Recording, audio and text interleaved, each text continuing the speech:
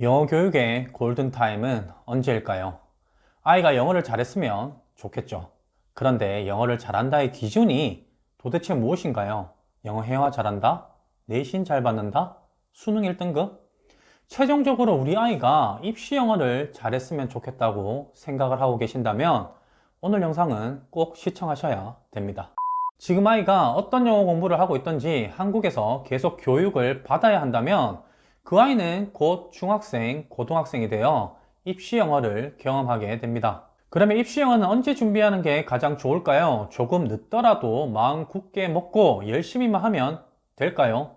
예를 들어서 중3 때부터 입시 영어 시작해도 아이가 열심히만 한다면 수능 1등급, 내신 1등급 충분히 받을 수 있을까요? 솔직히 90%의 학생들은 힘들다고 봅니다. 불가능이란 말은 쓰지 않겠어요. 그러나 저는 한 학교에서 한 명, 두 명이 나올까 말까 하는 케이스를 두고 마치 그것을 일반화시켜서 희망적인 이야기를 하고 싶지는 않습니다. 아마 영상을 보고 계신 분들도 학군지보다는 비학군지에 계시는 분들이 더 많을 거라 생각되는데요. 비학군지에 계실수록 더 세심한 계획을 세우고 영어 교육의 골든타임을 놓쳐서는 안 됩니다. 그러면 골든타임이 언제냐고요? 제 영상을 봐온 구독자분들이라면 아마 눈치채셨을 것 같아요. 저는 개인적으로 초등 4, 5학년이라고 생각을 합니다. 누군가는 이 시기를 빠르다고 생각을 하실 거고 또 누군가는 어느 정도 공감을 하실 것 같아요.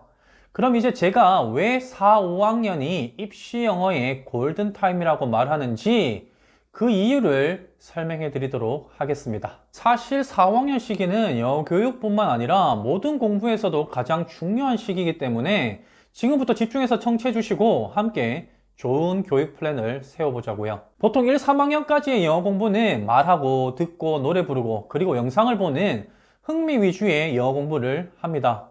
그런데 계속 흥미 위주로 가게 되면 집중력, 암기력을 필요로 하는 공부의 힘을 기를 수가 없습니다. 그래서 4학년 때는 흥미에서 본격적인 공부로의 전환, 저는 이 시기를 재미없는 영어 공부로의 전환이라고 이야기를 했었습니다. 단어를 외워야 하고 문법적인 규칙을 배워야 하기 때문에 상대적으로 영어 공부가 재미없어집니다. 그런데 이 전환점의 시기를 놓치면 공부력을 길러주는 시기도 미뤄지게 되고 결과적으로 영어뿐만 아니라 다른 공부도 힘들어집니다. 4학년은 저학년에서 고학년을 올라가는 전환점의 시기예요. 학교에서도 모든 과목의 난이도가 올라가는데요. 영어뿐만 아니라 수학, 사회 과목의 수준도 3학년에 비해서 상당히 수준이 올라가게 됩니다. 그래서 좋은 학습 습관이 꼭 필요합니다. 그런데 어린 시기에 좋은 습관은 자연적으로 형성되는 게 아니라 부모님께서 형성시켜 줘야 된다고 다른 영상에서도 말씀드렸습니다. 좋은 학습 습관은 암기력과 집중력에서 시작됩니다. 그래서 이 시기의 영어 공부는 별도의 단어책을 활용해서 단어 암기를 시키셔야 되고 기초 문법도 시작하셔야 됩니다.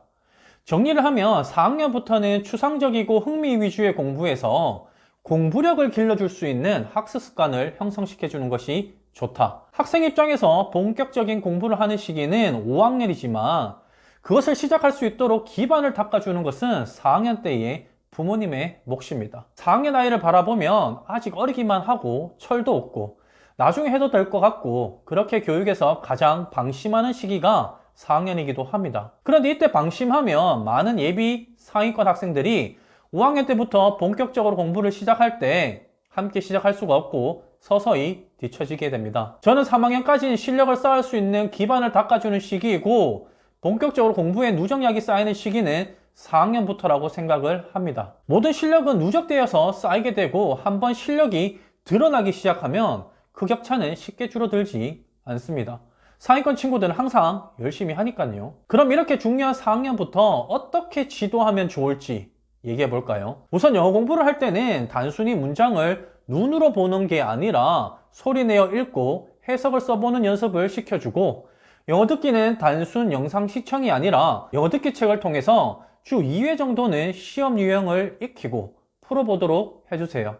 단어는 주니어 능률복화 입문편 정도는 4학년 때 80% 이상 이해할 수 있도록 반복시켜주는 것이 좋습니다.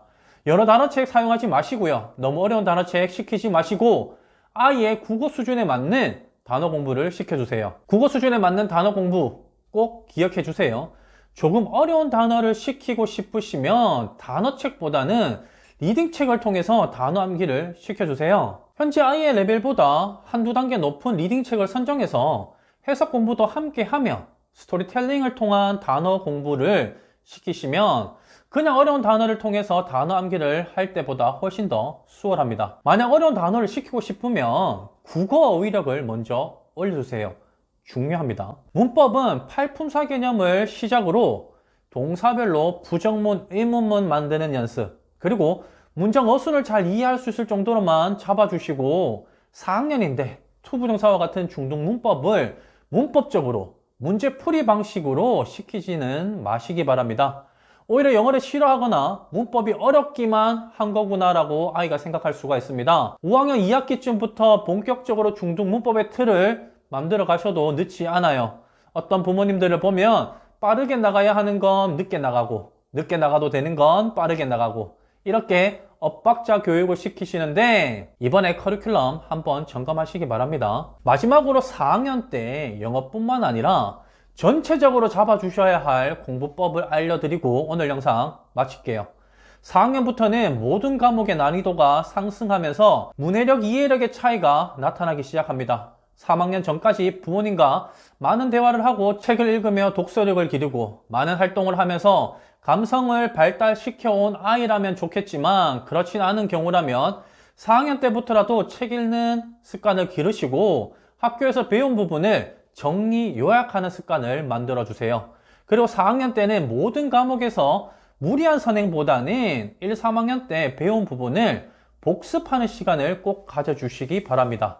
주말을 이용하셔서 틈틈이 복습해도 좋고요. 여름방학을 이용해서 한 번에 정리해도 좋습니다. 선행보다는 또는 선행을 나가기 전에 기초를 다지는 것 정말 중요합니다. 5학년이 되면 국어, 수학, 사회 과목들이 본격적으로 어려워지기 시작하기 때문에 5학년이 되기 전에 복습 꼭 시켜주세요. 저는 또 초등학생에게 자기주도 학습이라는 말은 어울리지 않는다고 생각을 하는 1인입니다. 부모님이 아이와 함께 계획표를 세우고 계획표에 따라서 공부하는 습관을 만들어주세요. 그리고 일하느라, 집안일 하느라 많이 피곤하고 바쁘시겠지만 부모님께서 본보기가 되어서 책 읽는 모습을 틈틈이 보여주시고 아이와 함께 책도 읽어주세요. 그리고 부모님이 승진 시험이나 자격증 시험이 있으면 공부하는 모습을 아이들에게 보여주는 것도 정말 많은 도움이 될 거라고 저는 생각을 합니다. 부모는 아이들의 거울이란 말이 있잖아요. 어릴 때는 그냥 두셨다가 나중에 아이가 커서 이미 통제가 안 되는 사춘기 시기에 우리 아이는 도대체 왜 이러노? 저놈의 시기 우해야 되노? 이러지 마시고 교육에서 골든타임인 4, 5학년 시기를 놓치지 마세요. 그리고 좋은 생활 습관, 교육 습관 꼭 잡아주시기 바랍니다. 처음부터 나쁜 습관을 가진 아이는 없습니다. 나쁜 환경만이 있을 뿐이죠. 오늘 영상 어땠나요? 조금이라도 도움이 되셨기를 바랍니다. 혹시 부족한 부분, 궁금한 부분이 있으시면 오늘 저녁 10시 라이브에서 만나도록 하겠습니다.